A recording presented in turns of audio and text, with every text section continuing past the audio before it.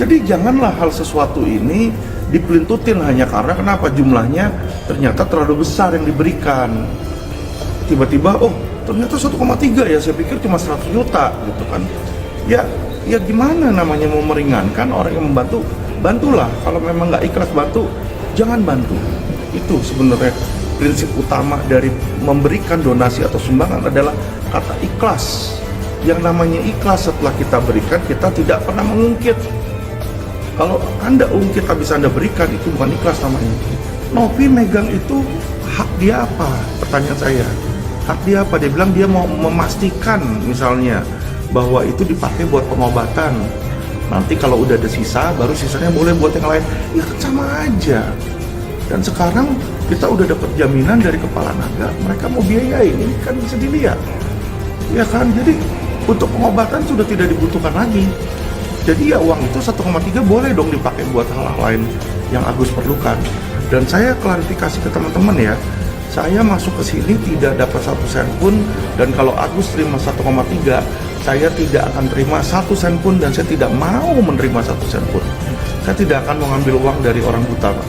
Aku melihat Agus ini kan orang yang diminta dibantu ya. Ya harusnya jangan terlalu agresif begitu dong ya. Harusnya dia tahu diri lah. Orang dibantu itu harusnya merendah ya. Itu maksud saya, harusnya dia lebih persuasif ya. Jangan nantangin ya, pengacaranya pun jangan nantangin. Orang dibantu kok begitu. Itu aja. Jadi salahnya menurut abang apa? Salah, itu udah salah. Pendekatan dari si Agus itu udah salah kok. Teriak-teriak begitu, masih mending dia dibantu. Ya itu orang dibantu kok malah teriak-teriak. Harusnya dia, saya begini, tolong saya dibantu, terima kasih atas bantuannya. Ya, kalaupun saya pakai donasi untuk yang lain karena memang ada kebutuhan, selesai. Jangan nantangin orang yang sudah membantu loh. Benar-benar siapa yang nggak menyesal kasih uang sumbangan kepada orang kayak seperti itu? Nah, nyesal dah, benar nggak, Bang? Ini juga pengacara itu tiba-tiba nongol, ngapain ini dia mau menonjolkan aspek mobilnya 3 miliar, datang ke garasi gua ada 20 miliar malah. Udahlah para pengacara, carilah kasus-kasus gini, jangan diperebutkan kasus-kasus receh. Malulah tiap hari di TV gitu-gituan, saya punya mobil 3 miliar, lu udah tahu udah 30 tahun saya ada di garasi ada 20 miliar malah mobil gua. Ngapain ngomong begitu? Ada mobil fokus kepada substansi hukumnya. Oke. Damaikan para pihak. Ini kan sebenarnya uang kecil, cuma 1,5 miliar. Menurut abang uang kecil loh, Bang? Iya, kenyataannya memang uang kecil. Artinya ngapain harus 1,5 miliar dibahas sampai 7 turunan? Itu sangat tidak pantas diucapkan.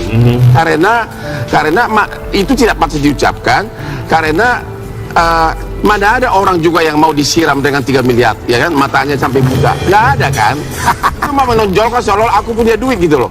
Orang emang udah lebih lama kok lebih banyak duit dari kamu. Saya merasa diintimidasi juga. Ada seorang perempuan, di situ laki-laki semua, saya ditunjuk-tunjuk dan tidak ada yang membela pada saat itu. Siapa yang menunjuk-nunjuk? FA. Apa yang disampaikan kalimatnya saat menunjuk Tenovi? Itu dia marah karena waktu itu kita terima telepon dari Bang Denny Sumargo. Oke. Dia nggak terima, terus dia nunjuk saya sama Gary. Jadi apa yang dikatakan sama Mas Denny?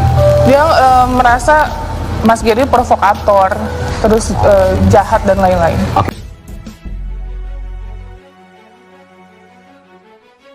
Perseteruan antara Novi dan pengacara Alvin Lim semakin melebar. Tak terima dengan pernyataan Alvin yang diduga merendahkan profesinya, Novi melaporkan sang pengacara ke Polda Metro Jaya atas dugaan pencemaran nama baik dan kekerasan verbal. Masalah ini bermula dari pernyataan Alvin Lim yang menyebutkan bahwa Novi mendapatkan penghasilan dari aktivitas prostitusi. Pernyataan tersebut disampaikan Alvin dalam bentuk pertanyaan kepada Novi, mempertanyakan dari mana sumber uangnya selama ini.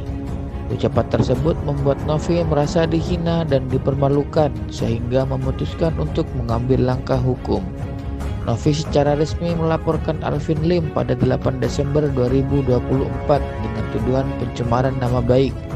Dia yakin ucapannya tidak hanya merusak reputasinya, tetapi juga merendahkan profesi yang dijalankan.